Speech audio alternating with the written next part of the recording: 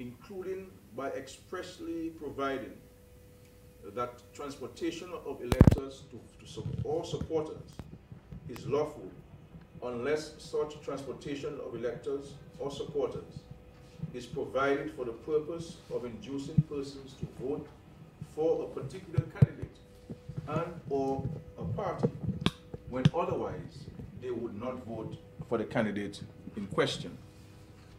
4, ensuring that the national identification cards are in place for use sufficiently in advance of the next general election. In that regard, government is committed to ensuring that the necessary funds are made available to the Electoral Commission to complete the ongoing process towards the establishment of national ID cards. The government has, as a matter of fact, purchased the equipment for the processing of the national ID cards. Now, what has to be done is for the issuance of those cards to those who will be eligible for having those cards. And 5, such other matters considered essential for the enhancement of the electoral laws of Dominica. It is the intention of the government to submit shortly to the Chief Elections Officer and the Electoral Commission, through His Excellency the President, its proposed amendments to the electoral laws for the review and comments. That's a statement in respect to electoral reform. In respect to the blacklisting by the European Union of member countries of the Caribbean Community and the OECS, countries such as St. Kitts and Nevis, Grenada, St. Vincent and the Grenadines, Belize, Antigua and Barbuda, Barbados, Bahamas, Montserrat, Bermuda, British Virgin Islands, Cayman Islands, Turks and Caicos, Anguilla, and the U.S. Virgin Islands. Dominica wants to place on record its condemnation of the blacklisting of our sister CARICOM and Caribbean countries. We maintain that there is no basis for such blacklisting.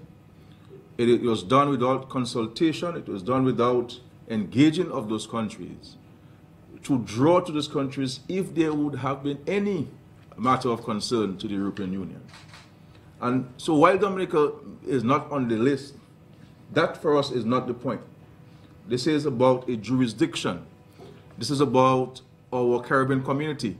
This is about the Organization of Eastern Caribbean States. And Dominica wants to stand in solidarity with those sister countries in the fight to clear their good name and to restore the countries in the category in which they ought to be as jurisdictions where our financial system is properly regulated. As a matter of fact, we in the Caribbean, we believe that we are over-regulated. And it is strange that we just met with the European Union in Brussels, that is to say, the EU and the Caribbean and Latin American countries. And there was a very strong representation at the heads level by the Caribbean community. And that matter was not raised with us by the European Union. And we believe that if the European Union had such a strong concern about our jurisdiction, at that forum they should have raised it with us and seek an understanding and clarification and response from us. So we want to make it very clear that this is not a matter that we will take lightly, because it places our regional jurisdiction in great jeopardy, in great difficulty, in the way we conduct business, in foreign direct investment, access to financing from various development banks and also various government agencies which provide financing to us. And I believe we have to understand this, that this is not about an anti-EU statement. It is about an action taken by the European Union, of which Dominica is not in support of, and Dominica condemns unreservedly. We do not support this action by the European Union, and we will be taking action as a group. And Dominica will join with our CARICOM member states in rejecting and fighting for our integrity and for our good name, you know, and to draw to the European countries that the blacklisting of our countries is unfounded, it is baseless, and it is without merit, and that decision should be reversed forthwith. And both the OECS and the CARICOM will issue statements and seeking to seek a clarification from the European Union on this. And I don't accept the European Union saying that this is a usual matter. We cannot treat those things in a casual manner. This is a serious action to take. This is a serious action that one is taking on a country, and not because we are small countries that one has to impose their might on us, you know. And I think all our citizens within the Caribbean community should condemn that. And Dominica, though we are not on the list, but that is not the point. The point is we are part of a region, we're part of a family, and we have to stand in defense of our family. Now, if we knew of any matter of concern to us by any of our countries, we bring to the attention. But as it is now, we're not aware of any issue. And our view is, if there were issues that the European Union has with our financial space, we had an opportunity in Brussels where they could have raised this with us directly and to indicate to us what action they would like us to take. But this was not done. The third point I would like to draw to the public's attention is that this government has been lamenting the fact that financing of healthcare services is becoming prohibitive to many families, the majority of families. And it is something that concerns us.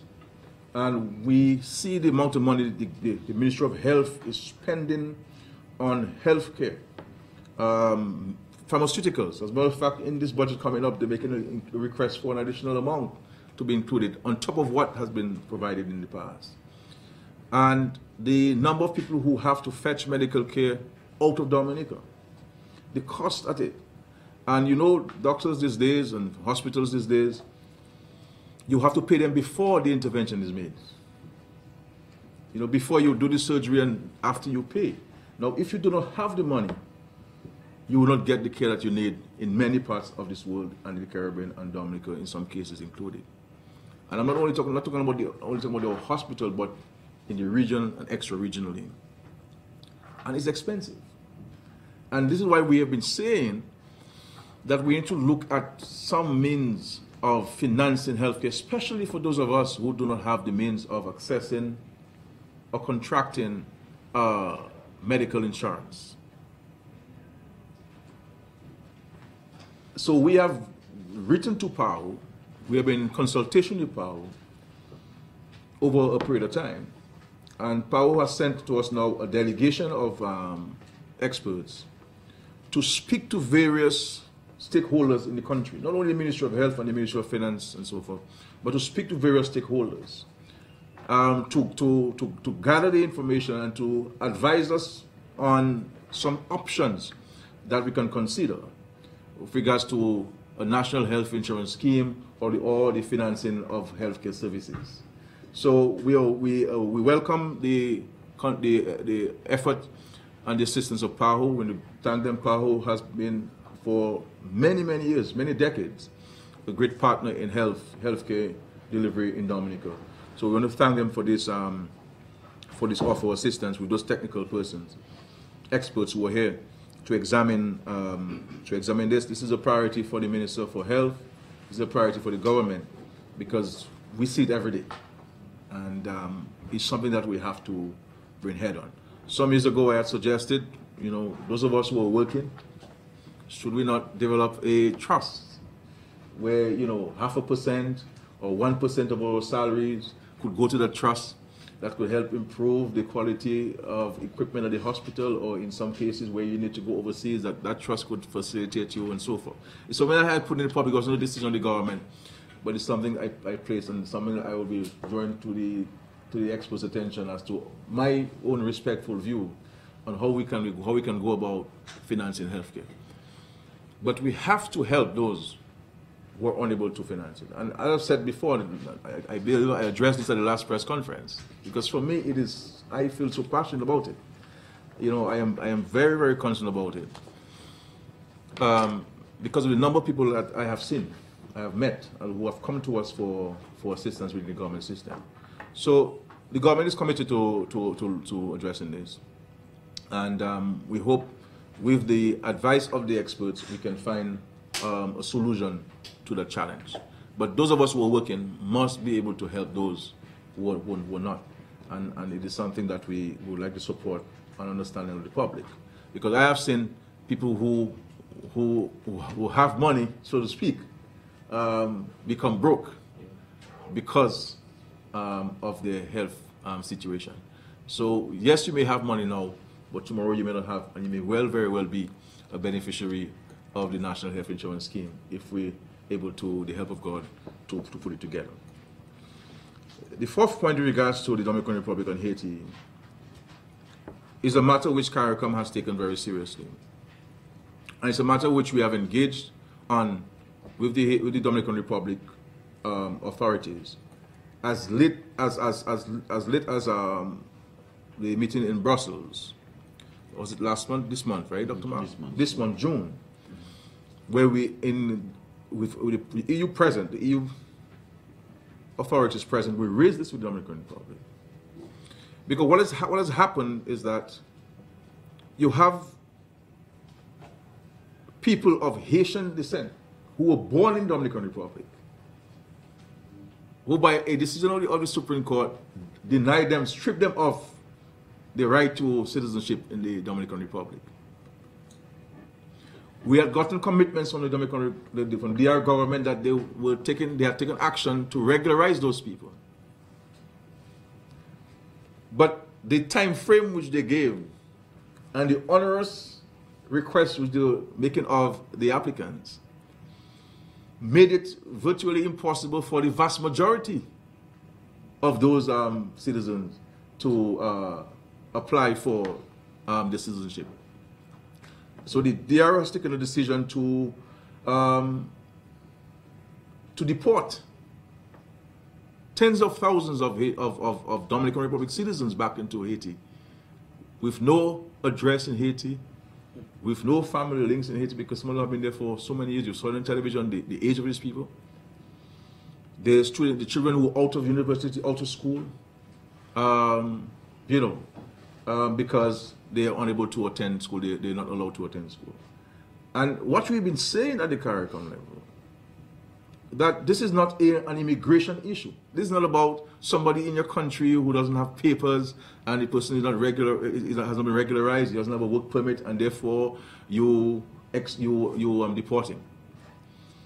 We believe and we maintain that this is a human rights issue. And Amnesty International and the International Criminal Court have all, the International Human Rights Court, have all ruled and given their opinions on this matter.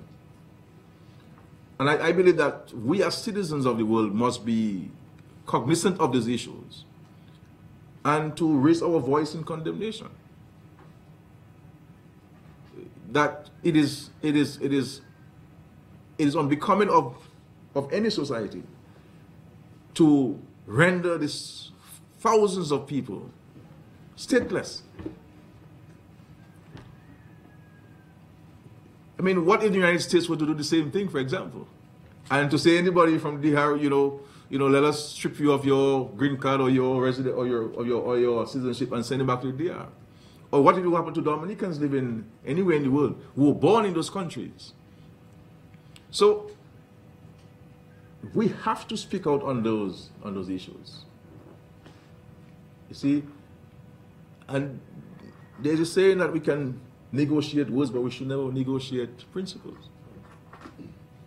And the commitment which was given to us by the Dominican Republic authorities at the EU CELAC meeting is totally contrary to what's actually happening this week. And I believe that CARICOM needs to take an even stronger position on this matter at our next meeting in Barbados, and certainly we will make our voice even make our voices resonate even louder.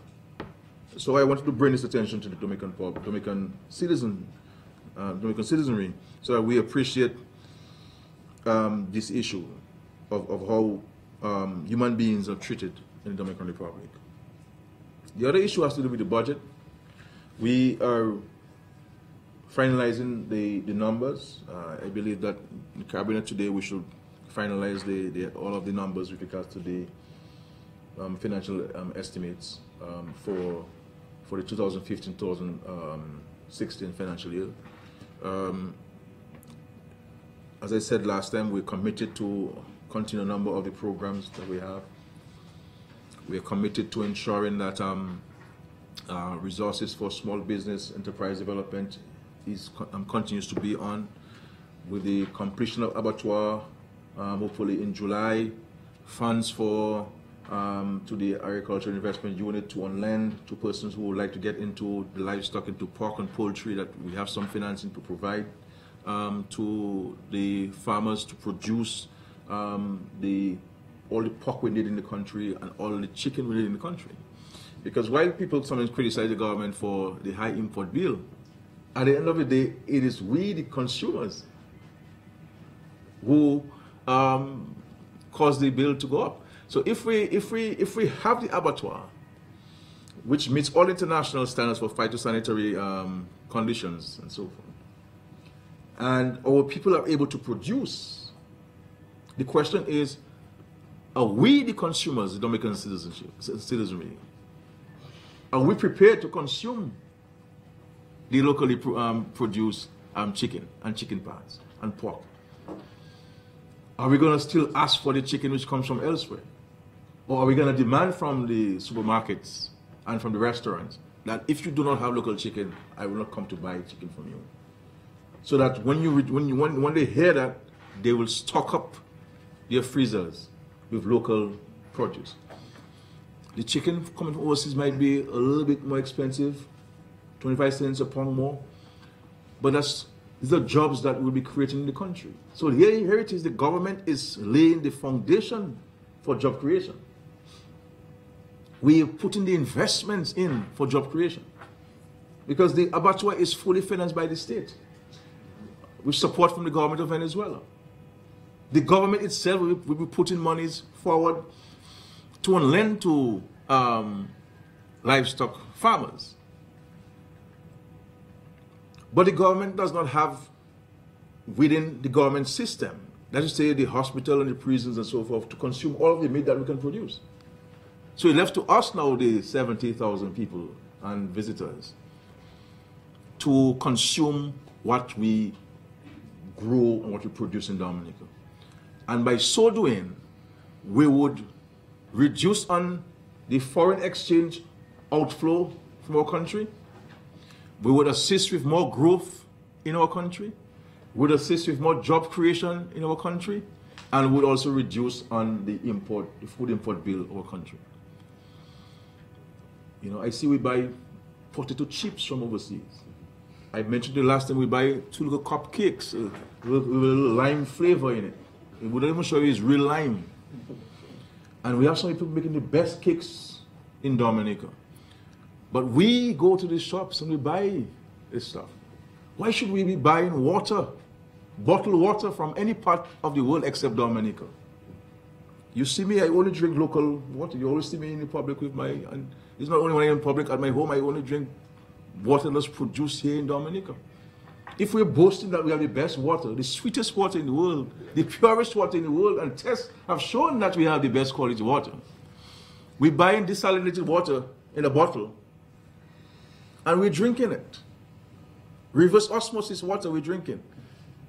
And we have the best groundwater in the country, the best surface water, where we can go to any river, any waterfall, and put our hands together, or even use a dashing leaf sometimes and drink water from it.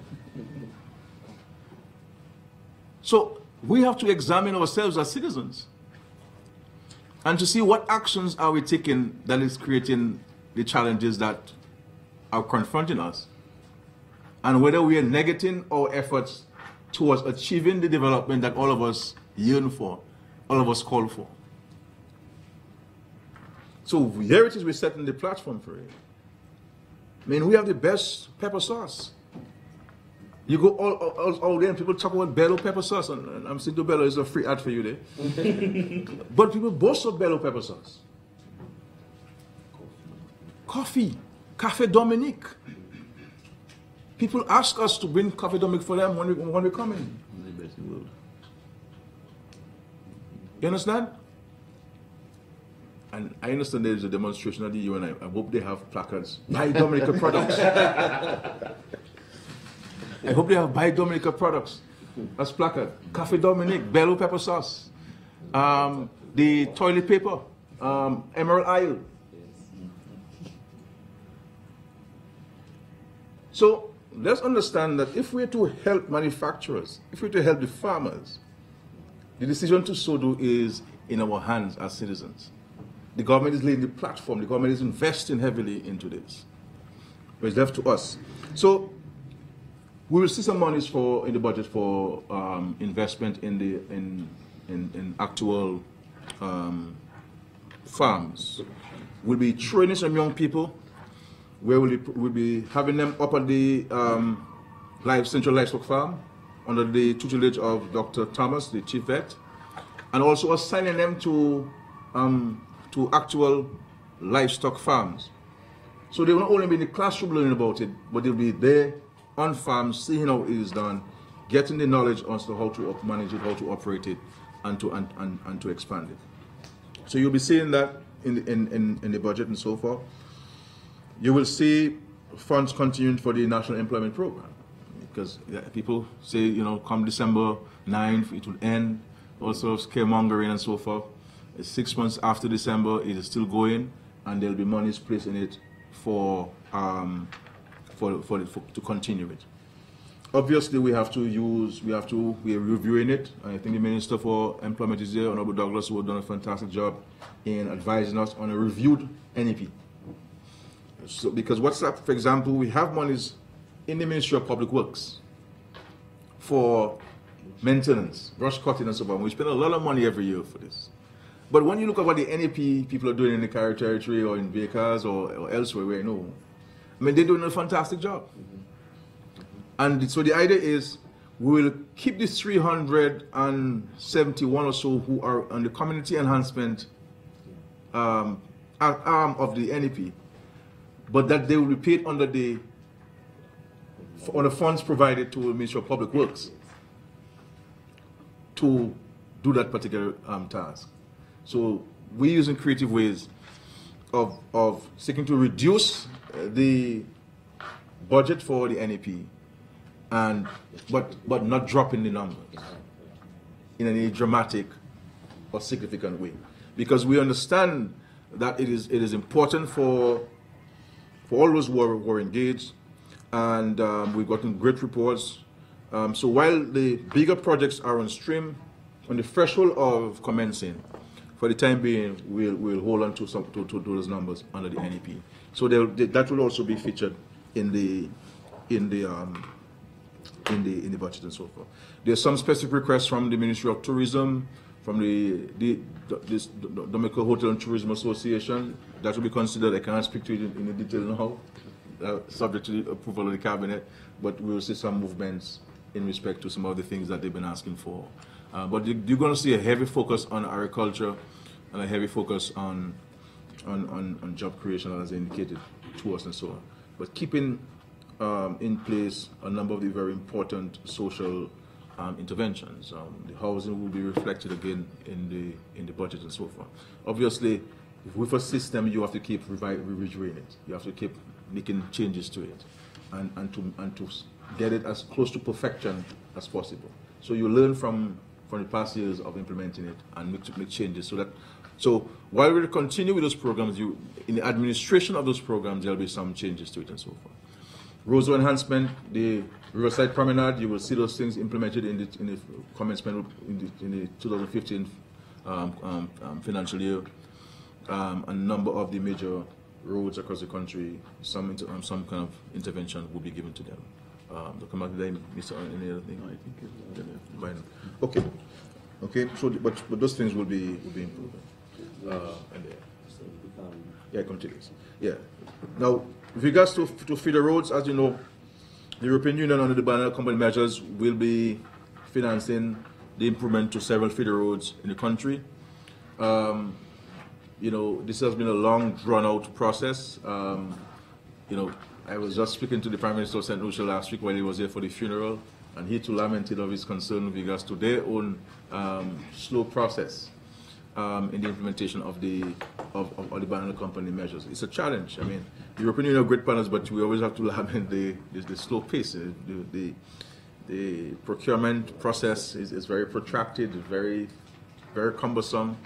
You know, they themselves in Europe complain about it. This is why you hear governments talking about there's too much power in Brussels and so forth, and they need to take back the powers. The British, the French, the Greeks, everybody is saying that Brussels has too much power and they have to take back the authority from Brussels because everybody's complaining about this stuff and so on. But that notwithstanding, we've always maintained our commitment to the feeder roads. And this is why we decided in the cabinet that we do not have the luxury of waiting for when the BAM to commence, because there's some farmers that are in a real terrible condition. And I speak here of some of them. There are others, but some of them. There is a Savonpai Road in the Calibishi Heights, in the community of Calibishi. Great farming community, you know, serious prospects for even increased production, but the road there is terrible. We've also visited the Kayambok, Vauxhall Road. There's potential, though we hoping that more young farmers could produce up there to replace the older ones. And it's something that we have to engage the people in that community in Marigot, Londonderry area to get them to go back there. And we've given a commitment to do some intervention in the interim while we wait for the bigger intervention by the BAM.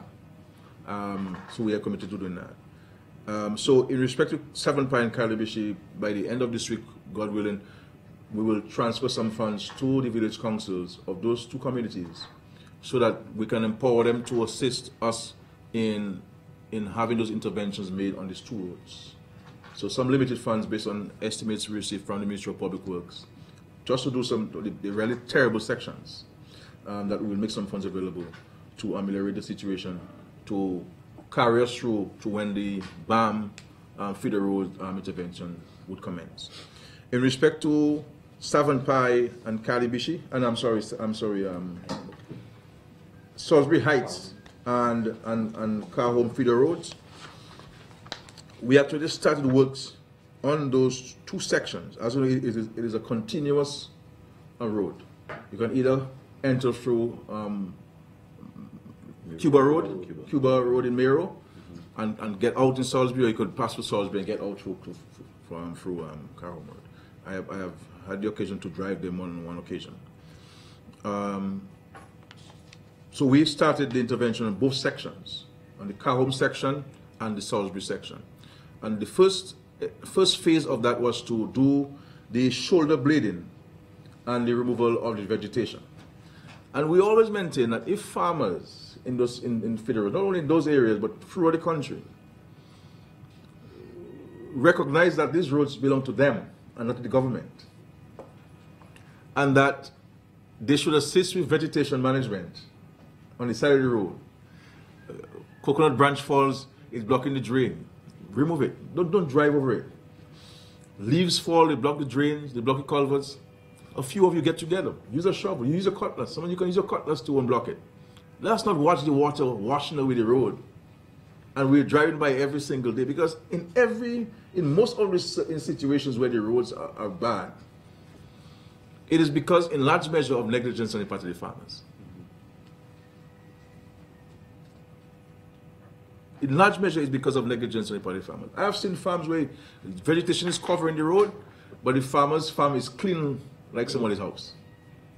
When the person could have simply used, the rest of the weedicide in his knapsack and spray it, or take his cutlass and cut it down, and then help in maintaining the road. Because this will cost money. These are long tracts of road. Long tracts of road, they cost a lot of money. When you're talking about 21 kilometers, it's a long road to maintain. But if all of us recognize that when we divert money to transport your students to school, There's money coming from the Treasury. When we provide you with housing, that's money coming from the Treasury. When we provide you money to send your children to university at $200,000 a scholarship, that's money from the Treasury. When we say no free medical care for everybody's 18 and younger and everybody 16 older, that is money coming from the Treasury. It is free to you, but it is not free to he who is providing the service. That's the government.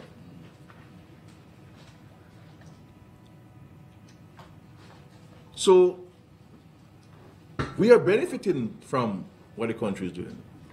And therefore, we have to get together something. In my own village, and though I'm the Minister of Finance, when Doasto comes and breaks the road to give a connection to somebody, and they leave this hole for months, I don't wait for the government to come. I called a couple of guys in the village and let's go and block the roads. Or I get them to go and block it themselves. I could have instructed the government system to come and block the road right away as the Minister of Finance, but I didn't know, it's my village. I'm the one driving in there. We're the one driving on it. It's not only the government driving there. You know, if I'm walking down at night and I go into the hole, I'm going to break my leg. It's not the government going to break his leg. So we have to understand that we have to take responsibility. And it's not only the government who was a responsibility. We have a responsibility. So the shoulder blading on the Salisbury side of the road is costing the Treasury $67,000. And that work is ongoing. It's almost completed. And then on the car home section, it's costing us over $41,000. Just shoulder blading. So that's over $100,000 that if men and women could have taken a cutlass, or all those who were on the streets, the two separate times, would have taken a cutlass and go up there, that work could have been done in 5 minutes.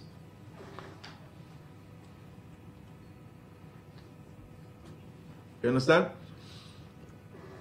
But that's a matter for them. The second phase has to do with the construction of rigid pavement. On the Salisbury side of it, we'll be paving 500 meters as the length and 4 meters wide, and the concrete will be 5 inches thick. And that will be at a cost of $254,495 for the Salisbury section. And on the car home section, which is 300 meters times 4 meters times 5 meters thick rigid pavement on the car home, inches, 5 inches on the car home section, there's $152,697. So the total intervention for that area in question, we're talking about in excess of $515,000. The contracts, all of these 4 contracts have been approved by the Minister of Finance, and they're now with the Ministry of Public Works to effect on behalf of the state. So that will be the interventions the government will be making, and we hope that when the BAM kicks in, that the BAM will do the other less terrible or deplorable sections of the road and so forth. So this is $515,610.58 for the Salisbury Heights car home road. So this is what we're seeking to do then. And we're committed to this. Our hope is that the farmers can organize themselves and maintain the roads from henceforth. You know, maintain the roads. That's easy, your roads. It saddens me when we have to raise all of this money, which is not easy to raise, because the amount of tax you pay in this country is not sufficient to run the country. You know, people feel they're paying tax and so forth. Yes, you're paying tax, but what benefits do you get? You understand? It is not sufficient to run the country. If we're to rely on taxation to do all what we have done in the country, building roads, building schools, hospitals, you know, homes for people, assisting various groups and organizations, the country will be in deficit every single month. it is because of the government's, the relationship which the government has been able to engender over the years, the friendships that we have in this world, and the commitment by our development partners and our friends to assist us with our development, economic and social development, that we have been able to do a number of these things. A number of these things. So my hope is that people understand what they have to do, and that we'll do what we have to do from a government standpoint. But it's important for us to use our energy, our God-given talent, to do positive things. Not to destroy, but to do positive things. You understand? And to let our children know and understand that if we have a difference with somebody, that there are amicable ways and means to which to resolve those challenges. If we believe that violence is the route to go, then that's what our children are going to develop. And what kind of society we're going to have? Yes, we might want to beat our chest and say, well, you know, I throw stones at the police, boy, I hate the police and so on. But what value, at the end of the day, what benefit is this?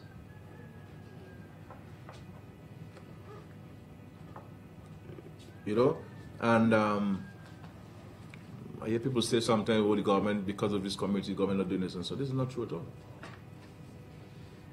This is not true at all. Salisbury has never had water. 7.5, we spend more money putting water there. Brent 7, never had water, pipe-borne water for people. We have assisted the people who have come to us, who have done some roads there on their own. They come, we get provided with cement and the tariff. They put in the labor in those communities. We have financed heavily the construction of the resource center in Monrachet. We did the roads in Monrachet, on the hill in particular there. Every student from Salisbury who goes to secondary school pays the bus and doesn't pay the bus. The government provides free bus service. There's several students whose fees have been paid for at the State College. There's several students from Salisbury who got scholarships from the government, through the government. There are several people who have benefited from the housing revolution. And as a matter of fact, if truth be told on this matter, my final point on this matter, Senator Roy used to do improvements on the road by himself and one or two other guys. People were not prepared to come together to volunteer. When the government provided the cement and the material, and people used to ridicule him for doing this. You understand? So we're not disputing that the road is bad, but I believe that if people want information, which we've been providing, then they have to use the information to their benefit and to the benefit of the rest of the community, and not to blind the information and to cause this unnecessary disruption of people's normal lives. But that notwithstanding, we are committed to doing the roads. The contracts have been signed in excess of $515,000. And our hope is that from henceforth the farmers will take care of the road and there'll be more production. There has to be more. If you're going to invest all this money, there must be more production taking place. But I will end here to allow you to ask me some questions. Thank you very much.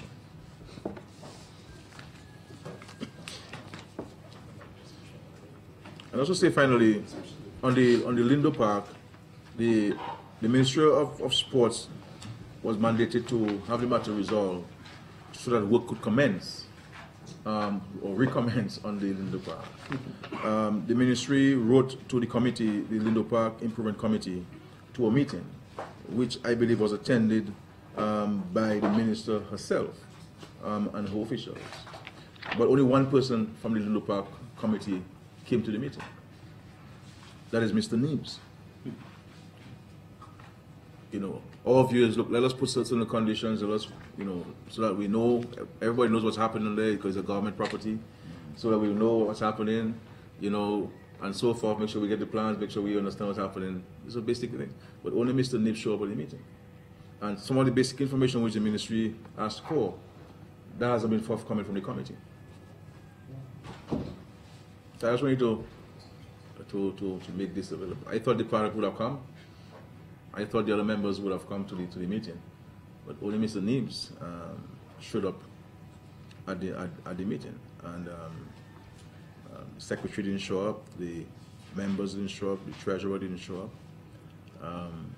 and no reason was given for their non-attendance at the meeting. But well, the ministry has written to there was a meeting, joint meeting. The idea was for them to have an understanding. So the ministry made certain requests of them.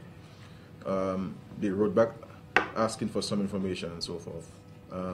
But you know, that's. I was making the point that, you know, people talk about resolving matters, people talk about engaging and so forth. The government is prepared to engage anybody and everybody on any matter at any time, because this country, it doesn't belong to me or anybody in the government, individually or collectively. This is about our country, and everybody has different views as to how we can run the country, what should be done. So we're more than willing to engage, but there must be sincerity before a call for engagement. You understand? If we're really interested in engaging, then let us come. We're not going to set no preconditions on engagement. You understand? But let's engage. These people, the Goodwill people, are they going to continue to undertake the project? Well, as the meeting indicated, what the ministry indicated to Mr. Neeb, and he intimated that in his letter back to them, that the government would like to see this project recommence and completed, but there are certain things which must be put in place, you know, so that everybody has the same information which everybody has. You see, so that we move the process forward. And there's some basic things I would ask for. And one of the things we suggested also was that in the reconstructing or reconstituting the committee, that a sports officer from the sports division should be on the committee, so that the public's interest is always protected. Yeah. Because let's not fool ourselves. Long before this project started, there have been complaints by many residents in the Goodwill area about their inability to access the playing facilities. So it's not this project, the people who have issue with not having access to the washrooms, not having access to the basketball court, not having access to the playing field, before this project. So clearly, if you're going to be fencing this thing, the access will be even further compromised.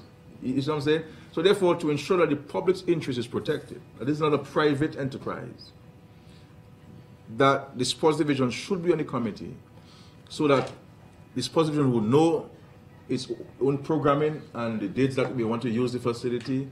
It would have, ensure that the public's access is not compromised, because playing facilities, with the exception of the Windsor Park, is open to all and sundry at any time. Obviously, communities have to work together to share the times that they use it, because rounders, football, also cricket, you know, you can have a playing field for each one of them.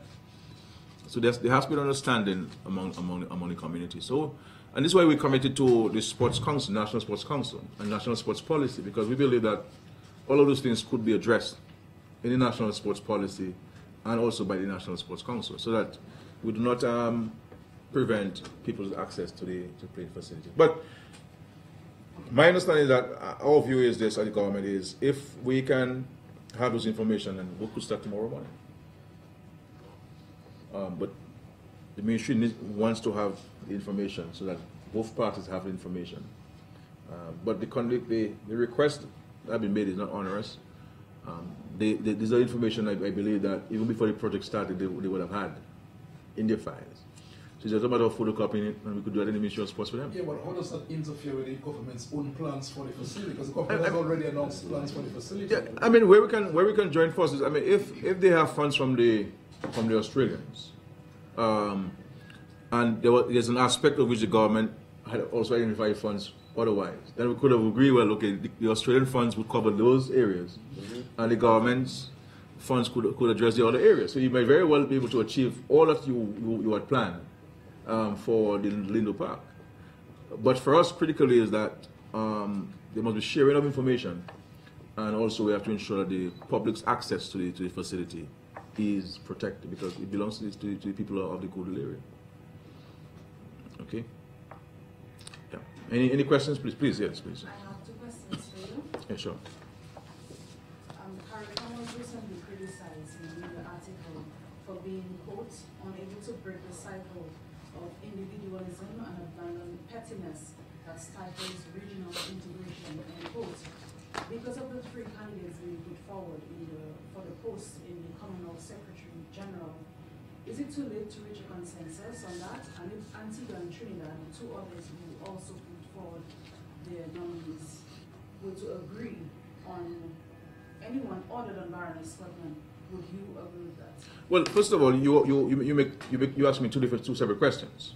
You asked me one about the candidacy for the Commonwealth Secretary, and you get one statement. I don't like to react to statements that I have not read myself, and I do not know who has said those things, because depending on who would have said that, there would have been certain motivations for that person to say it. So I don't want to comment on this. But all I would say on this first point is that this is total foolishness for MOA to criticize the CARICOM on. We have to look at the successes of CARICOM over the years. In Dominica's case, we can certainly, with no fear of contradiction, to state that there is absolute unionism at the CARICOM on many fronts. When we were in our economic challenges, when we were imposing austerity on the people of Dominica to restore the fiscal state of our country, fiscal health of our country, CARICOM was at the forefront of assistance to us. Barbados was our main partner in terms of providing us over $33 million in loans. Trinidad and Tobago provided us over $33 million in loans. St. Vincent and the Grenadines gave us $1 million US. Grenada gave us $1 million US as an expression of solidarity. And at every CARICOM meeting, there was a concerted interest from all CARICOM member states. You've seen when disaster befall us. So we have to, and you've seen it here, even though Dominica is not part of this blacklisting, but we in Dominica accept this as our challenge. When we were confronted with the banana situation, CARICOM was in total support of us, notwithstanding the fact that most of them were not producing bananas. So I don't think it is a fair comment that anybody would make. That person would have had his motivation. So if you read the quote, you should tell me who wrote that. But I don't like to respond to anonymous people, or concerned citizen. I want to respond to names and faces, so that I can assess what you said, the merits and demerits of what you said. But to say that I mean, at the end of the day, we are independent states, and while we as a collective, there will be certain things that we have an individual interest in. So when ALBA came up and membership to ALBA, Dominica was the first country to move on to ALBA because we felt that it was part of our vision and part of our interest. It took others some time to recognize that, and now most of CARICOM countries are part of ALBA. Petro-Caribbean, the first countries which signed on Petro-Caribbean were Dominica, Jamaica, and St. Vincent and the Grenadines. Others were reluctant. And I recall Prime Minister P.J. Patterson saying, look, if you guys do not want to sign this agreement, I am not leaving Venezuela until I sign it. That's P.J. Patterson saying this. This thing is too good for me to go back to Jamaica and not sign. Because Prime Minister P.J. Patterson at the time, with his vision, with his knowledge, with his wisdom, decided, recognized that this was going to be an important economic tool to Jamaica. And contemporary history has absolved him. So we'll have different views. There are countries within CARICOM that recognize the PRC. Others recognize Taiwan, unfortunately, wrongly so, in my view. I think they should recognize the PRC because there's only but one China. You know, there's a province of Taiwan. They're all respectful of you, but we respect them. You know what I'm saying? I would like to see St. Vincent and St. Lucia and Belize and St. Kitts, you know, recognize that there's one China. But that's the government has a different view, so we respect that. So I don't agree with this totally. On respect to the candidacy for the Commonwealth, it's not the first time this happened.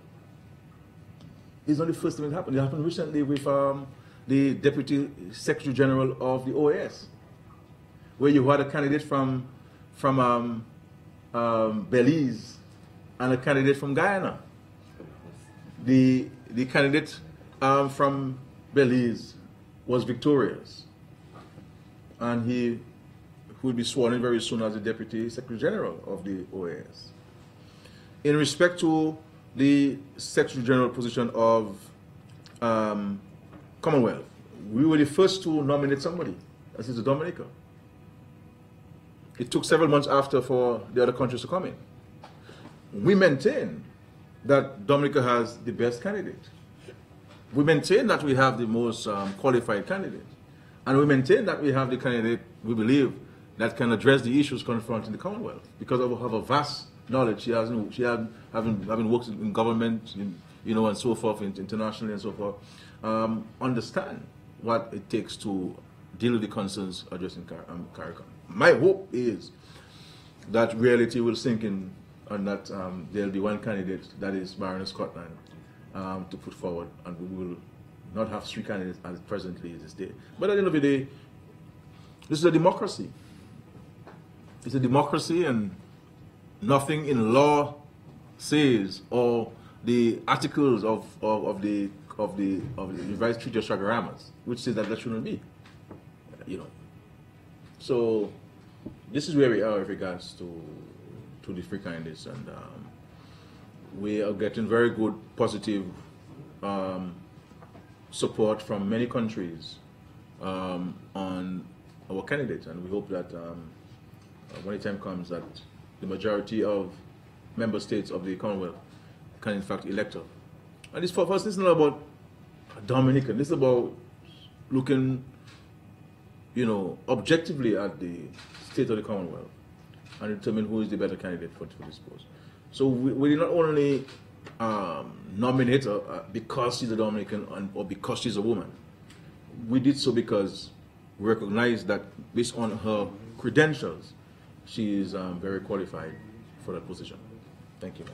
On a separate issue, sure. Mr. Skerritt, the Prime Minister of Antigua, according to a story in the Antigua Observer, recently gave a detailed report of his country's economic citizenship program, the amount of money raised, the number of people who successfully applied, and a total value of how much the country received. Can Dominica expect to get a similar report anytime soon? The thing is, we have been doing continuous reports. We gazette every citizen that receives, every person who receives Dominican citizenship. So it's gazetted. So anybody who gets a gazette every week, and gazette available to the public. We are one of the few countries where actual revenue from the economic citizenship is in the financial statements of the budget. And the following one will show you what was actually raised. So it is there in the public domain. We tell you, this is what we projected to raise in the last financial year, and this is what we actually raised in this financial year. But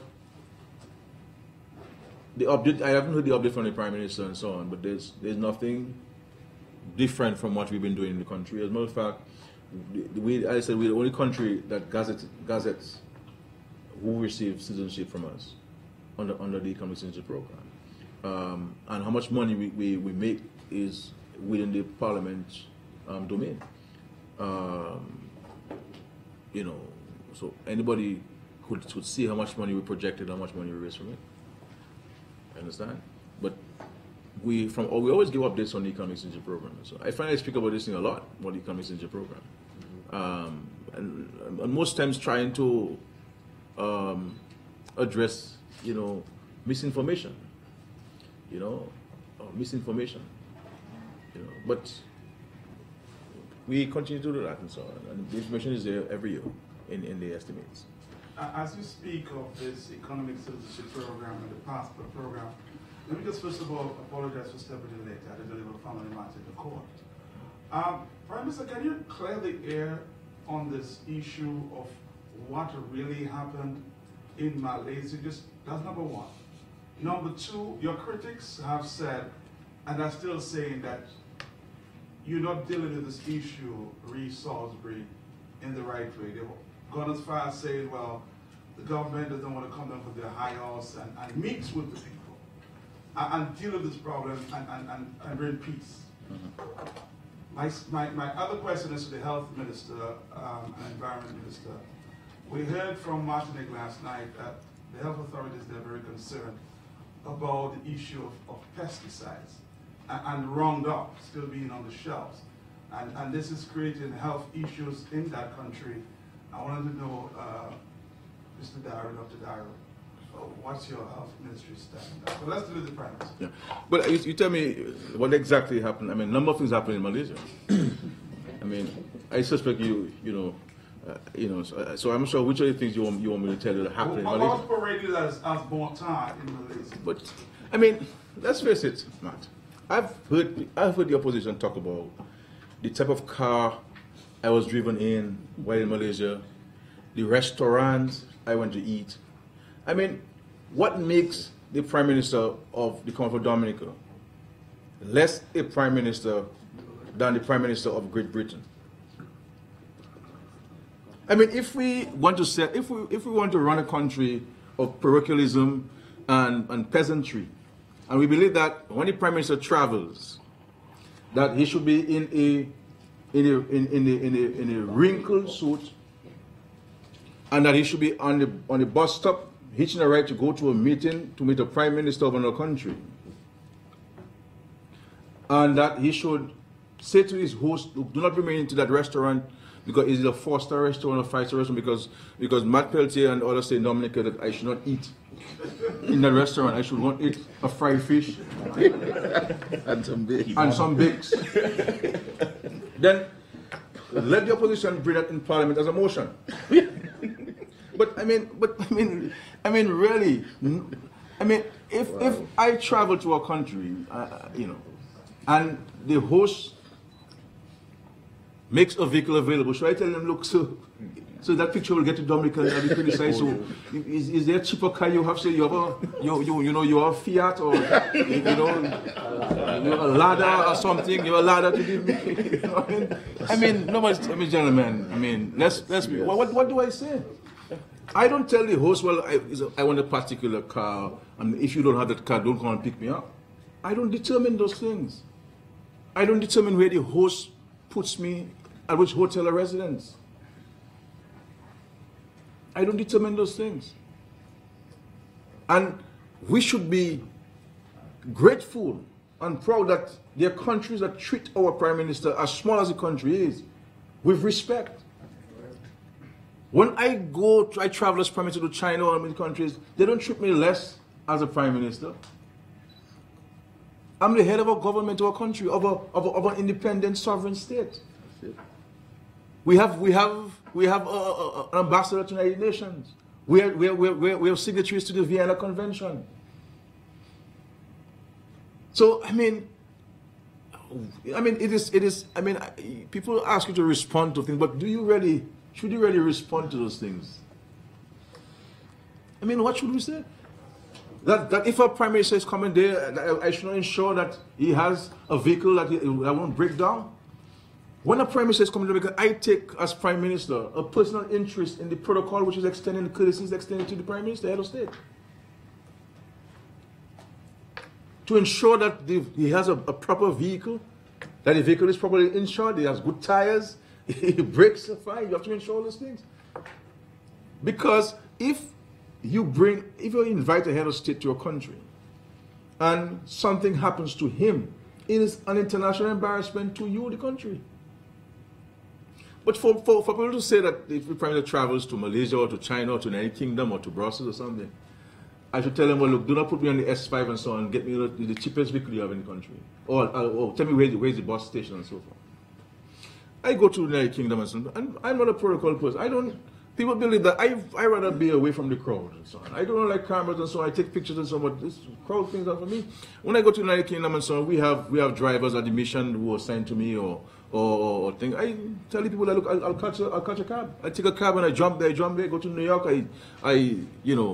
The Secret Service is available to me 24/7. If I have to travel to all of the states, United States, Secret Service will pick me up from Puerto Rico and travel with me all through. There are times I want to relax and free up and go and shop without having 10, 12 Secret Service officers with me dressing in suits and tie and so on and intimidating everybody in the shop.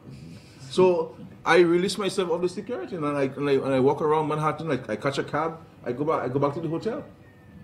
No one knows. So I mean, so let us about what happened in Malaysia. Well, you see what a car carried to us, one boy. You see the restaurant, lights in the restaurant. You see the kind of chairs in the restaurant, boy. The kind of food. I mean, I don't eat lobster. I don't eat Alaskan crabs. I don't eat shrimp. I don't eat none of these exotic foods. I don't eat them. You know, I'm a chicken and a fish person, and I grow my own chicken in Dominica. It's the best chicken in the country, and so on, I must say. But seriously, and this issue about my Dominica trade house, the government, this government has a holding company. This is nonsense. This is not true. I said so in the parliament. So it's not that we're not responding to this thing. People will have their information in their head, and whatever you say, if it's not consistent with what they have in their head, then they will not have heard it.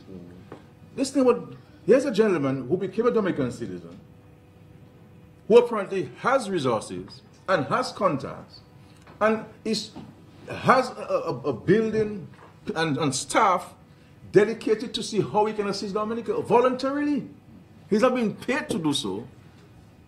We're not paying any staff to do all kind of research on Dominica, providing reaching out to investors, you know, to see who will be interested in coming to invest in Dominica, offering scholarships to Dominican students to attend universities in Malaysia.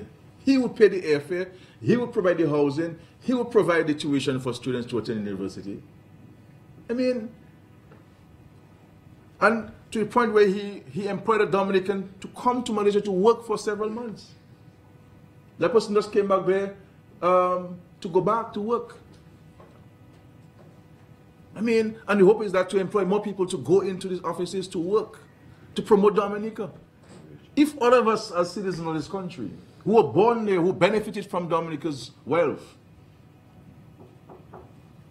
were to have a Facebook page or an office somewhere in the world, promoting Dominica, promoting investment, promoting tourism in Dominica, the fauna, the flora of Dominica, we will not have to be putting any money in the budget for marketing for Dominica. But those who are criticizing my Dominica trade house are those who are involved in a negative publicity against the country. They're the ones using their access to media and to mediums to tarnish Dominica's image, to try to black-eye Dominica. But here it is a man who wasn't born in the country, who is appreciated by the fact that we have a program called the Economic Synergy Program, and by virtue of that, he was able to be granted Dominican citizenship. He's so grateful that he is putting himself out there to help promote the country and to seek to bring investment. And to get him, and this guy, he doesn't have a license to promote the Economic Synergy Program. He's not an agent for the Economic Synergy Program. The government has no agreement with him to say he's to do this or to do that for the government. All this is done voluntarily. And if you go on the My Dominica Trade House website, you will see all sorts of things promoted about Dominica. Positive things. Positive things about Dominica. And so the leader of the opposition goes to a town meeting and he has a photograph of a car the Prime Minister was in. The hotel the Prime Minister was staying in. And the restaurant, but you see what Scarrett is, boy? You see what Scarrett is? I mean, you know, that's the level of discourse we want to have. You know, that's the level of discourse we want to have, my brothers. I mean, so I would like the opposition to bring a motion to the parliament, which we will allow to come to the parliament, to state that when the Prime Minister travels, these are the conditions under which he should travel. Bring it. If you want to have a discussion about the Prime Minister's travel and the quote-unquote bon temps the Prime Minister have, let me tell you something. I've said to people, I have a family, I have children. Being the Prime Minister of Dominica is one of the most challenging stuff in terms of the time I spend with my children.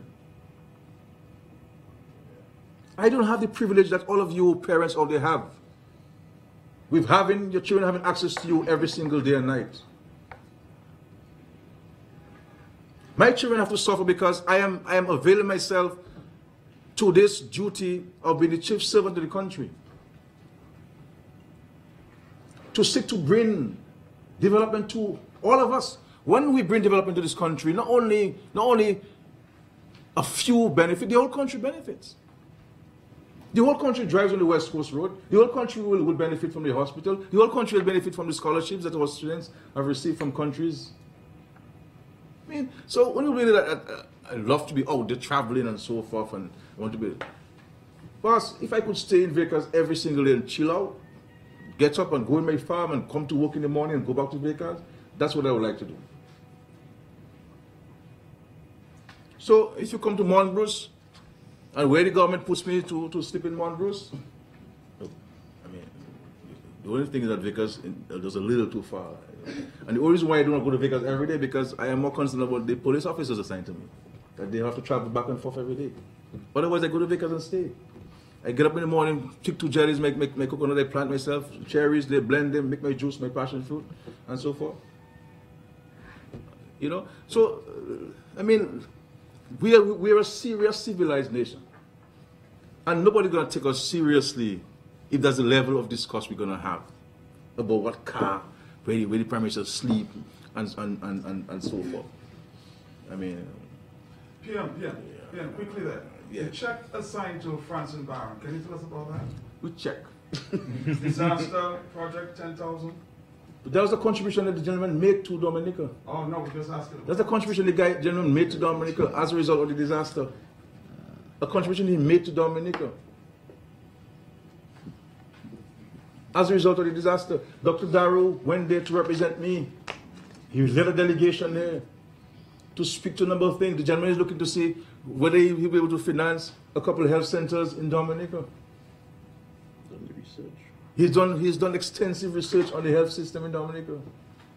Has also experts on his staff putting this plan together to seek to assist. You know, we brought Dr. Peter so that he could have discussions with his university that has campuses in the United Kingdom, has campuses in several countries in Africa,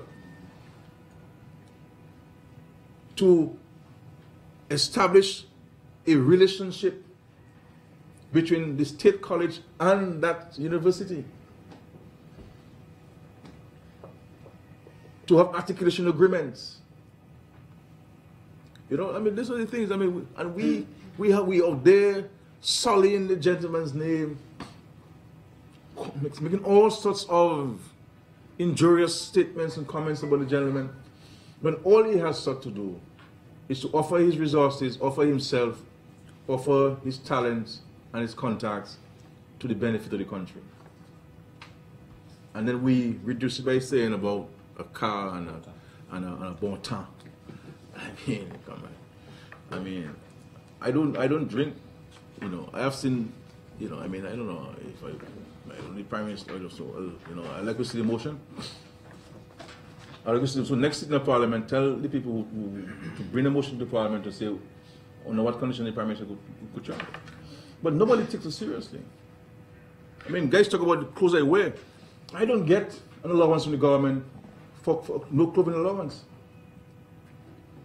There are many people who work for the state who get a clothing allowance. So I have to buy my clothes when I travel. And should I go to a meeting with a shorter length pants?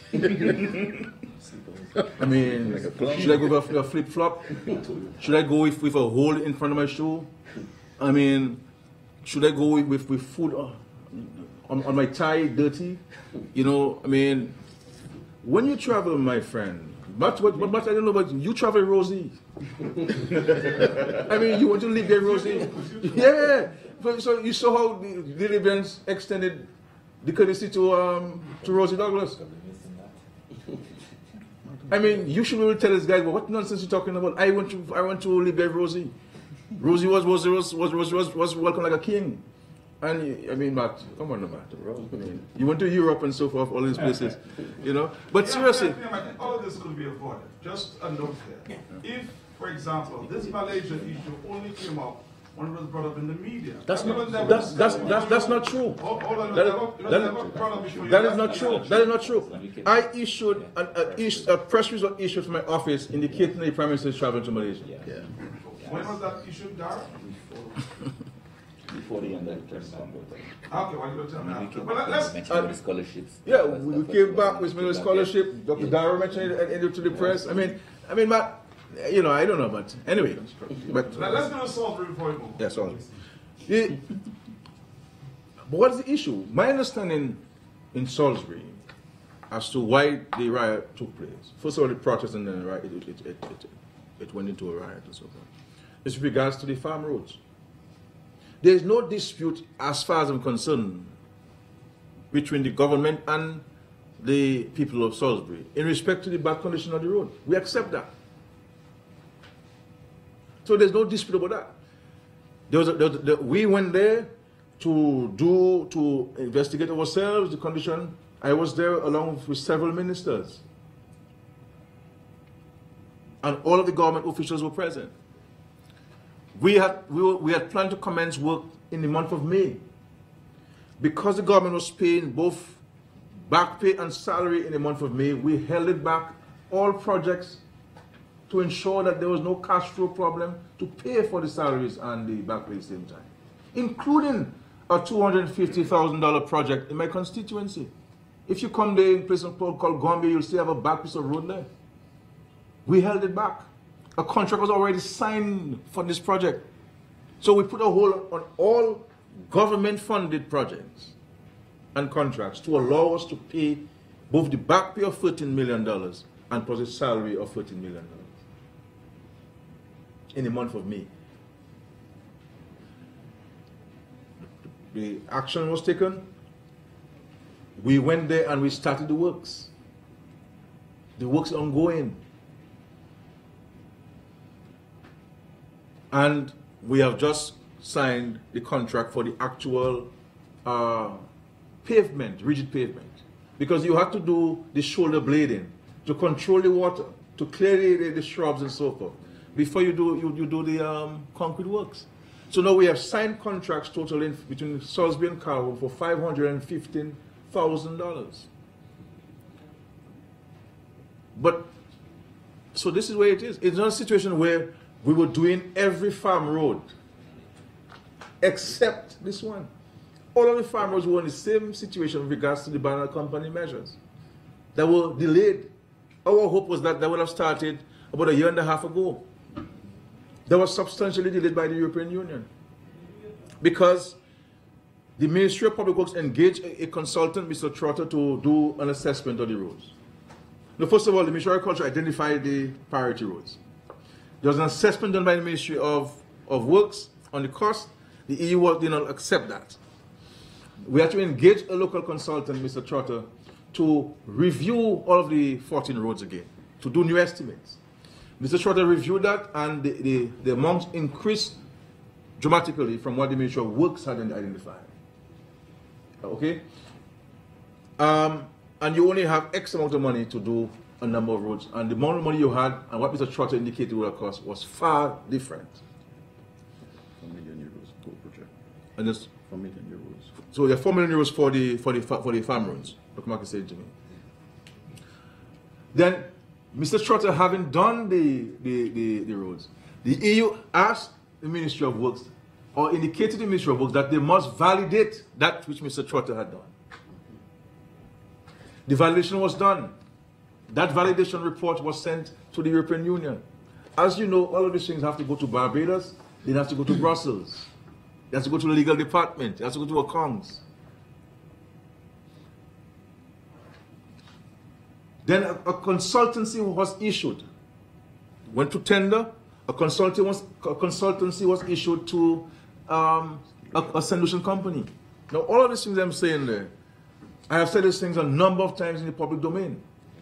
A number of times, including the parliament, including at press briefings, including on the talk programs. Talking point, I wasn't talking point, I was on the hang. Matt no longer invites me to Matt in the morning.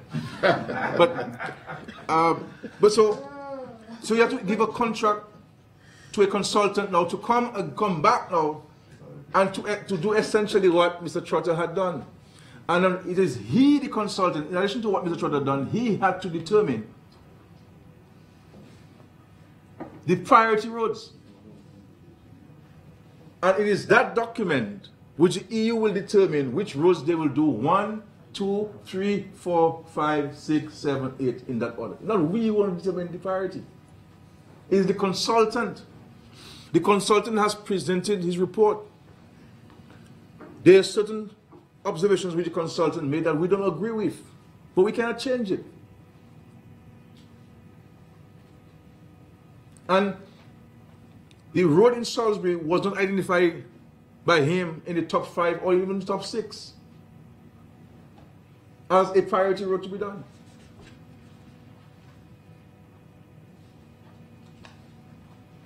So the roads which we identify as priority, the Salisbury Heights, the Vauxhall Road and so forth, the consultant did not identify them as priority. So the order in which we place them, it was almost in a reverse order in which the gentleman placed them. Because there are additional variables which he considered.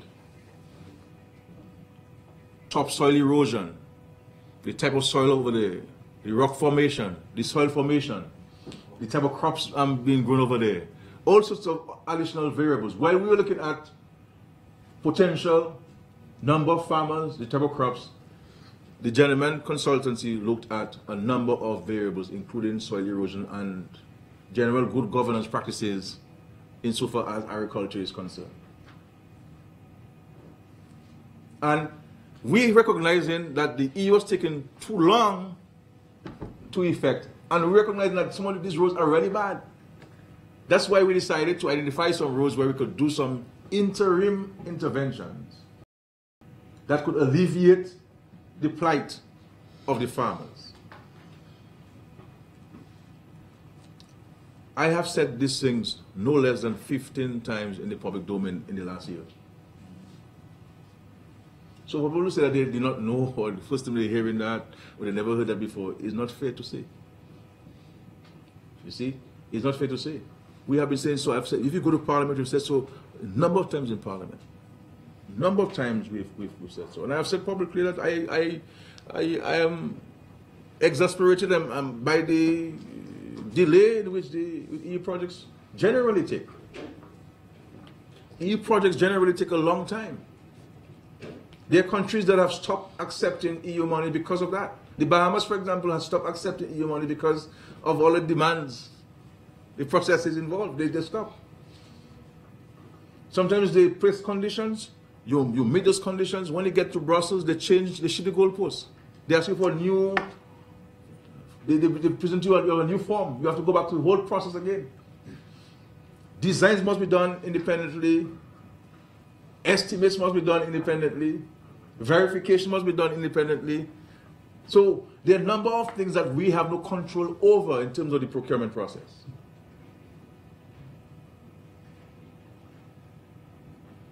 So, and you would have heard Deputy Charles, may so rest in peace, talk about EU funding and delay of it. Mr. James would have spoken about this stuff. Rosie would have spoken about this stuff. Pierre Charles would have spoken about this stuff. All of them would have spoken about this stuff. About the delay. It's a global concern people have in regards to access to EU funds. So our view is that if this is the basis for the uneasiness of the Salisbury people, it has been addressed. And our hope is that people go about their normal business and prepare themselves to take advantage of this massive investment that the taxpayers are making in the farm roads. That it would be a travesty if after we spend all of this money, that we don't see people going back to farms, or we don't see increased farming. We have built farm roads in some communities. The government has sold land to people, and then they sell land to foreign people. So we have a number of communities where farm roads are millions spent, and they've sold all of the lands to foreign people to build the homes and so on to enjoy the beauty of Dominica.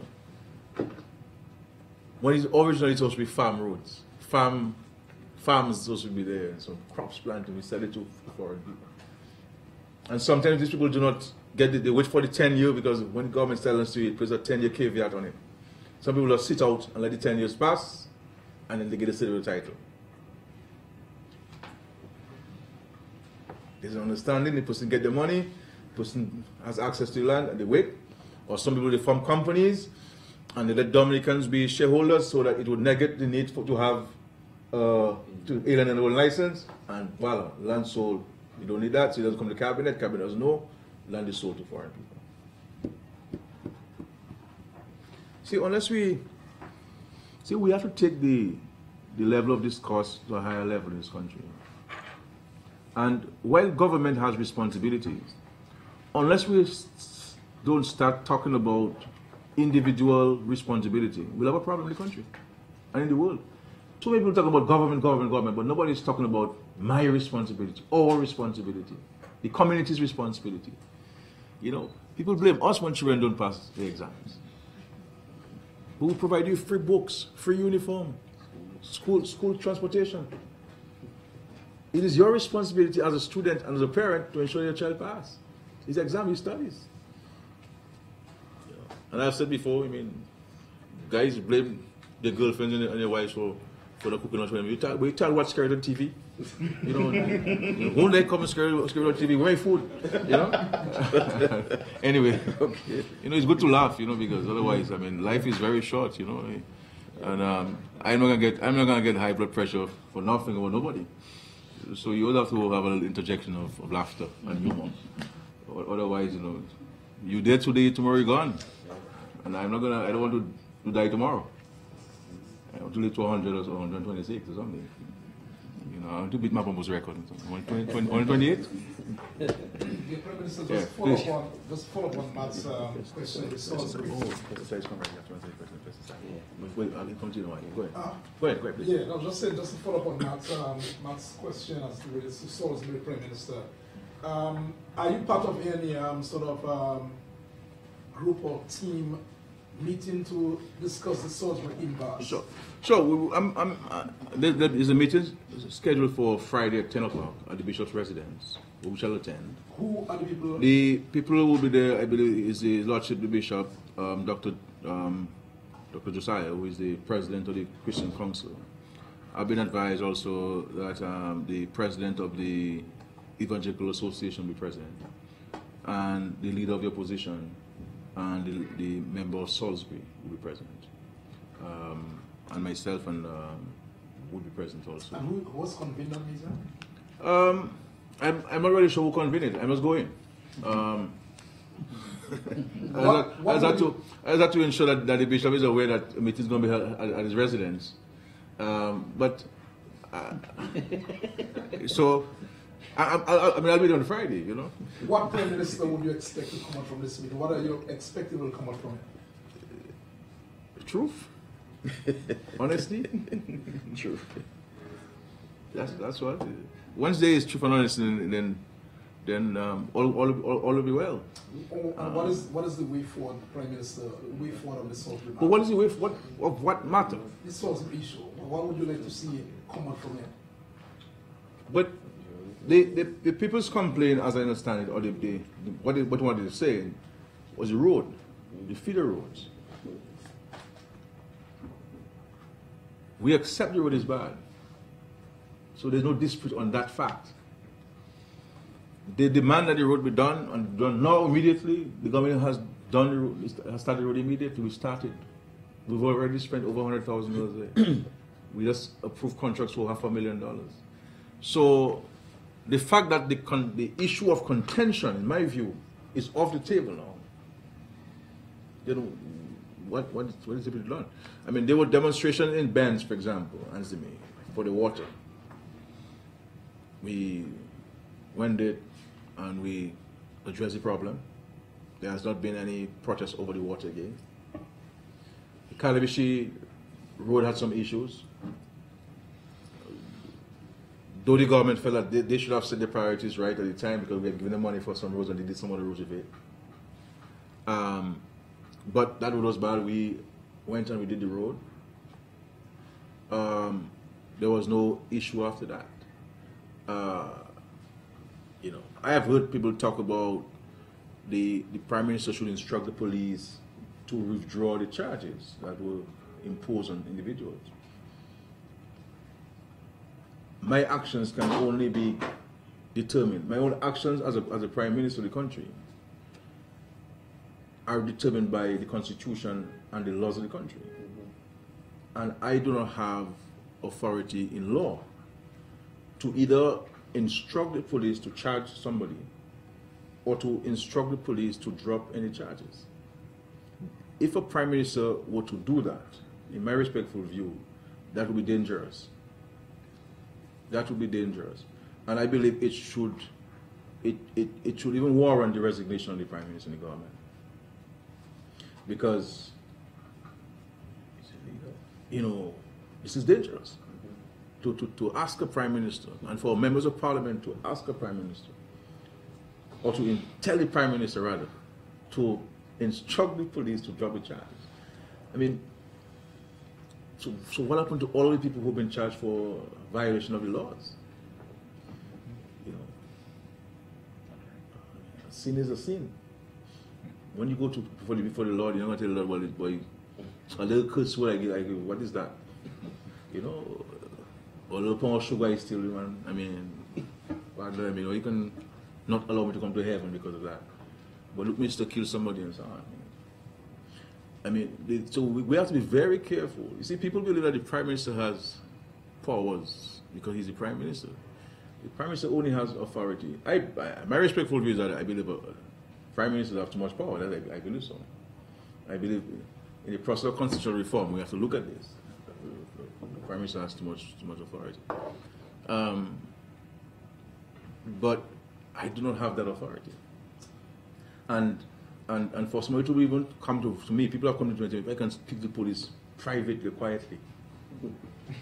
I mean, what if over the sort of matter? Yeah, to tell the police to drop it. I mean, I really cannot do it. I don't have the authority to do it. And even if I were to write a letter to the chief of police, because really truly, these matters go to the Director of Public Prosecution. The police sends a file to the Director of Public Prosecution. Even if I were to write to the police, instructing him or purporting to instruct him, because I can only purport because I don't have the authority to do it, to instruct him. The chief of police should only say to me, with respect to you, sir, while I respect your office, and I respect you, the holder of the office, I am not aware of any law on the books of the country which gives you that authority to so instruct me. Respectfully, chief of police. Anything other than that, we send. Do not ever give a Prime Minister that authority, my brother. That's what I'm saying to the country. Do not ever, in any laws we enact in this country, do not give any Prime Minister of a country any authority to interfere with the process of policing and the police exercise of his duty, or the courts. Let's leave this thing away from the state. The government responsibility is to provide the police with the resources and the tools of trade to perform and carry this function in law. If the police violate somebody's rights, and the person comes to me, I have an obligation to write to the chief of police to seek an explanation from the police in respect to the allegation that citizen has made about the police violating his rights. I have a responsibility to respond to that. But if a man comes to me and tells me, but I was walking along the street and I tell a lady 2 curse words and the police just charge me, when people come to me about police charging them, what I advise them is to get a lawyer. And if that person is my friend or person might be a strong party supporter, the party may assist. The person is unable to get the monies to get a lawyer, the party will assist him. That's as far as my intervention goes. If any matter, if any individual has with the police. So I don't go telling the police who to arrest, who to charge, who not to arrest, who not to charge. I am saying to sensible people out there in the country, do not, if your government, any government, ever goes to a parliament to pass such laws to interfere with the police operations, outside of giving general policy direction to the police, stand in defense of democracy.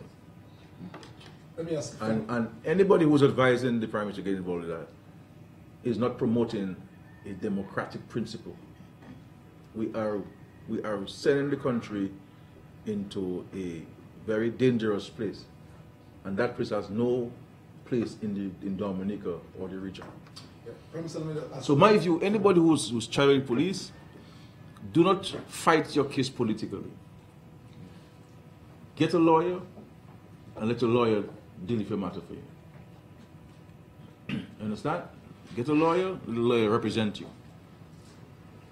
And let the judge decide, let the magistrate decide.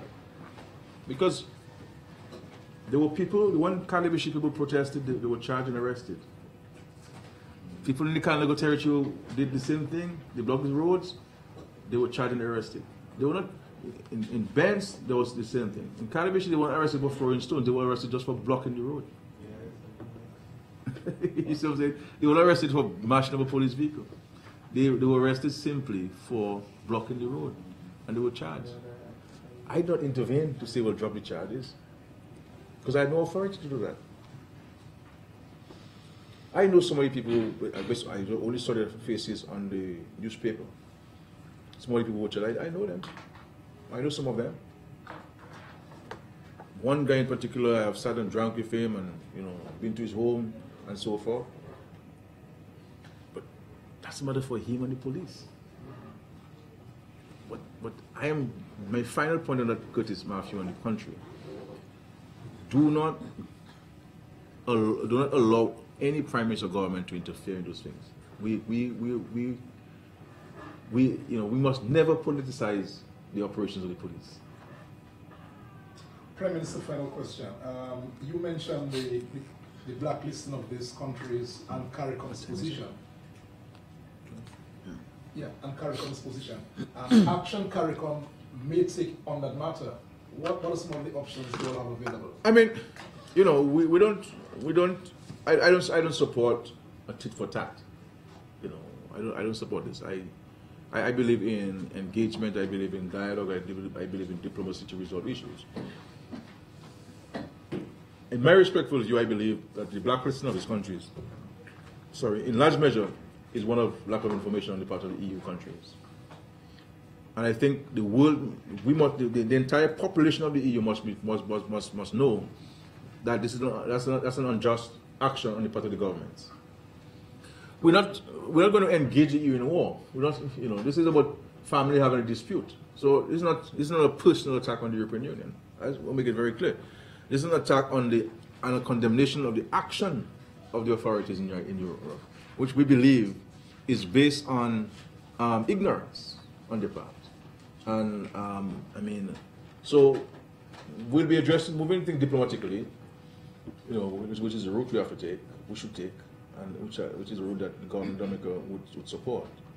But there'll be no retaliatory action and so on. We're not going to dive into our resources and say we declare war on the European Union. That's not what it is. I think we have to engage them and engage them strongly. And So next time I go to Brussels, I remember I'll take a bus. Not the Yes, press release. the pesticides on Dr. Darrow and pesticides. Yeah. Dr. Darrow, you moved it? Well, you switch. The press release was May 24, and if I remember, March 24, you had me on talking about it. Really? Yes. After the fact, was it? No, when the release was Okay. Yes, really, issue of the pesticides. Let me just say, first of all, I'm not I haven't seen the report that you spoke about, but SCMC. the whole issue of the rational or irrationality of pesticides has been ongoing one for years. I know just sometime last year, I remember Martinique itself had some issues with the presence of a number of dead fish or contaminated fish. So clearly going forward is something that we as a neighboring country have to look at, given the proximity of Martinique and of course the free movement between the two countries of people, services, and in particular goods, agricultural produce, fish, etc. So let me just let you know, as I said, I think the Ministry of Agriculture, it cannot be just a Ministry of Health issue. It would have to be in conjunction with the Ministry of Agriculture and other stakeholders. I know that the Ministry of Agriculture has this program in place via the extension officers where they really educate the farmers really rational and proper use of pesticides over the years to ensure that there's minimal contamination into the environment. However, just going forward, just to let you know that we're also in the process, the Ministry of Environment, and they have released 300 plus pages of new environmental legislation, which would cover a lot of these issues.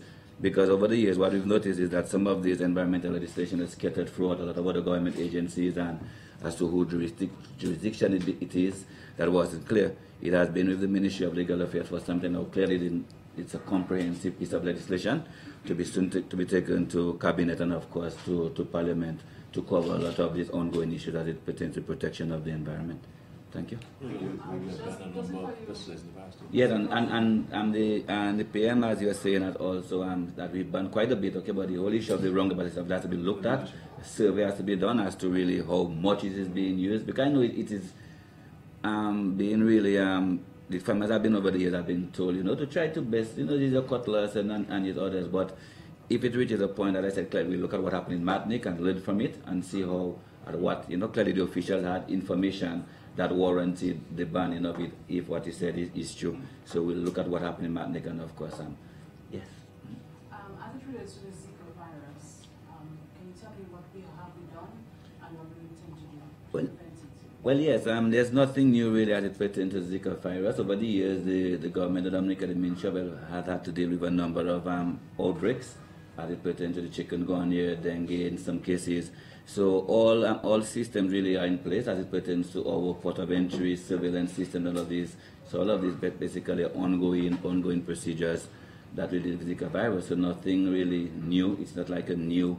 Yes, it is a new virus relative to the region, but it's not something to say that the usual protection measures. You would have noticed that the Ministry of Health stepped up the fogging and of course have been putting a number of bulletins. Education very important. Keeping our environment clean, free of mosquito breeding sites, etc. So it's the usual as it pertains to the other outbreaks, chikungunya, dengue, among others. Yeah. Thanks. Yeah. That's it? Let me ask one question. Yeah. No problem. We need a 1 hour for ourselves, you know that. So you can write it anytime. No problem. PM, gas prices have gone up in the last few days. Are you considering at least, and you pay at least $3?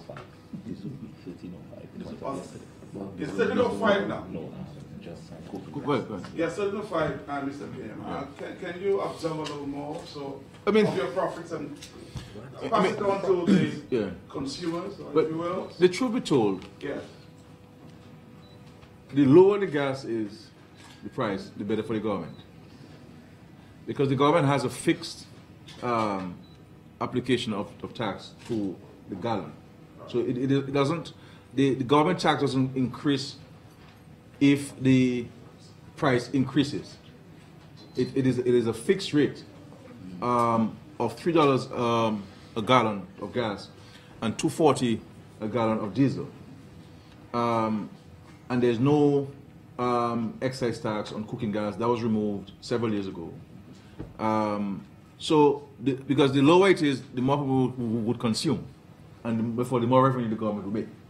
The point is, we have adopted since 2003 a system which has now been adopted in many of the OECD countries, called the full pass-through system. The full pass-through means that when the price goes up on the international market, it will go up in Dominica. When it goes down, it will go down. And you saw over the last several months before the dramatic reduction in the price of petroleum products in Dominica. I mean, the dramatic decrease. And our prices are better than most countries in the OECS. the point is, I mean, should the government subsidize people's individual consumption of goods and services? Because once the government is subsidizing something, it means therefore that the government has to take money from the treasury to pay for it, because we're not an oil producing nation. We import it, and it's imported by the private sector. So if we're going to subsidize the price, it means therefore we would have to pay the difference to the private sector. Now that's money that you're going to come from the country, and none of us in the country want to pay taxes. And even those who collect taxes on the government, keeping it and have it in foreign accounts as if it's a private money. So you have those challenges and so on. So I would tell the country that, look, the idea of asking the government to subsidize petroleum product is not a good request. It would harm you more than do you good. But we're monitoring the international situation. I believe one of the things we're looking at is to use a different formula as is now. So we'll be moving from the present one, is it Caribbean, to the Gulf Coast. to the Gulf Coast formula. Because we believe if we use the Gulf Coast formula, that we will see a better pricing structure for the petroleum products. Because the fact is a lot of these people buy this stuff from out of the region, but they use the Caribbean Petrochain formula when they buy it from out of Petrochain. And that is a higher, that formula that they've been using, we have been told, we've been advised, causes the price to be a little bit more expensive than if you use the Gulf Coast formula.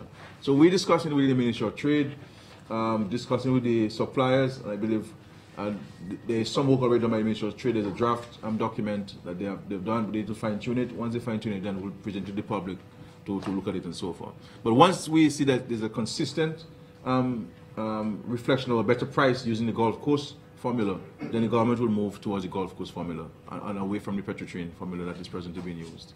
But the fact is you benefit when it goes down, and then you have to pay when it goes up, because, you know, I wish you could find oil somewhere, you know, in Dominica or to Dominica. I'm not sure what the environmentalists will say, but I would rush to put a oil refinery to extract the oil, boy. Because there's so many things to do and so much money you need that it'd be good that would bless us with that, you know.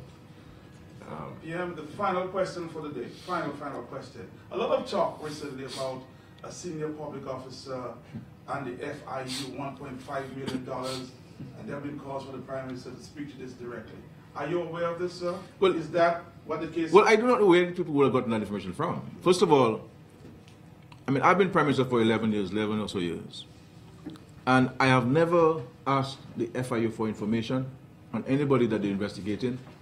Neither has the FIU provided me with any information on anybody they're investigating, which is an abnormality insofar as national security is concerned. Because in all of the countries in the Caribbean, the FIU provides the Prime Minister at least with a report, a regular report and update on people that they're investigating and what are the circumstances of the investigation. But I have sought to stay away from this. You understand? Maybe I should start imposing that requirement on the FIU, because it is part of the state security apparatus. I'm only told of things if there is need for legal counsel, so they need money for this, or they're receiving technical assistance from a foreign government on a case that is out there. But I don't get reports from the FIU on anybody it is suspected of money laundering, anybody it's investigating, any report it's received from a bank. What I find is strange, if what is being said is true, I think we should call the FIU into question about its confidentiality, and also call the bank in question about its confidentiality. We must not treat those things lightly. It's not us today, maybe somebody else tomorrow, maybe us tomorrow. So if a bank were to write a report on anybody, irrespective of the person, whether the Prime Minister or Joe Plum on the streets, that is a matter of confidentiality within the banking system, and certainly within the FIU. One cannot share information with a third party who is not related to the matter, whether it's from the bank or things. So I believe that the FIU needs to take this matter seriously and to find out if what is said in the public is true, how did that information get into the hands of a talk show host? And that would be your only concern? No, the FIU has a mandate in law. It has a mandate in law. It is provided with the resources. We have partnerships with foreign governments where we provide additional financial and technical support to the FIU. So the FIU has all the resources in law, and it has an unfettered mandate to act. You see what I'm saying? It has no political influence to act or not to act. I made the very clear point about the police and my authority to instruct them, who to charge and who not to charge. Contrary to what you hear out there, my brother, I exercise authority only that which the Constitution and the laws give me. I stay very far from things which the laws give me authority to do. But when the law gives me authority to do it, I do it without any affection or ill will, and with no inducement. And so this is what we do. But I want to thank you very much for your questions. Thank you for coming. We're keeping our promise now and to meet you every month. As I said, any issue that is burning your hands and you want to ask us, feel free to contact us on any issue that you want to raise for us from time to time. But it's important for us to report that which you said. Sometimes I hear you give reports about you are seeking to interpret what I say, but not playing the clip of what I actually said. It would be better if you quote me precisely, rather than letting people interpret what I say. I think, because sometimes a comma changes the meaning of what is said and so forth. A word, though it may have multiple meanings, but it can only be used in one particular instance. If you use it in another instance, it changes the meaning of what the person has said. So it's best to correct my voice. If I say something that's erroneous, then I can correct myself. But if you say something that I don't want to say, and even when I ask for it to be changed, people don't want to change it, and so, well, people free to say, well, I apologize and so forth. I mean, I apologize when I have to. So there's nothing wrong with going on newscast and say, well, I apologize to the Prime Minister for wrongly interpreting what he said, and therefore this is what the Prime Minister said. Thank you very much, and God bless you and God bless our country. Thank you.